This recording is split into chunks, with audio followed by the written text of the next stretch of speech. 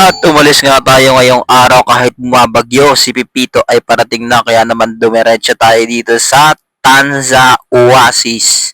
Ayan, dito yan sa Tanza, Cavite. At eto na, kararating lang natin. I love Tanza Oasis. At eto na, nahulog ang chupon ni Baby Sergio. Ayan si Baby Sergio. At eto na ang family. Pasok tayo. Tuloy po. At eto, andito tayo sa lobby. Kaya kung makikita nyo, maganda, aesthetic, Instagrammable. At eto, syempre, picture-picture tayo dyan. Hindi mawawala. At ito yung kanila mga cottages. Malapit yan sa beach.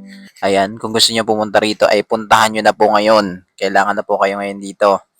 At mura lang po ang entrance, 200 lang per pax. At ang cottage ay 1,350. Ayan, nag-video okay tayo. Sumayaw, kumain. At pagkatapos natin kumain, ay syempre, eto na. Ito ang kanilang pool, Olympic size swimming pool. Napakaganda po. Ito ang kanilang mga hotel. Sobrang ganda rin. At ayan, sobrang lakas ng hangin kasi nga may bagyo. Hindi sana kami natuloy kung walang bagyo. Kaya naman, eto na si Sergio. Ini-enjoy ni Sergio ang swimming pool. Ayan, super cute. At ang kanyang nanay na makulit, tinuturuan siya mag-swimming.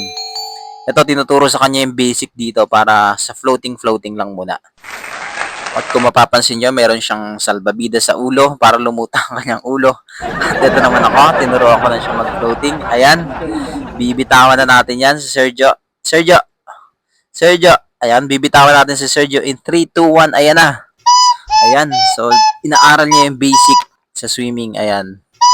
Ayan, nagpalutang-lutang na siya. Kit-kit naman ito. Si Sergio po ay 5 months old at marunong na siyang mag-swimming. Pinaghahandaan niya po ang darating na Olympics sa 2028.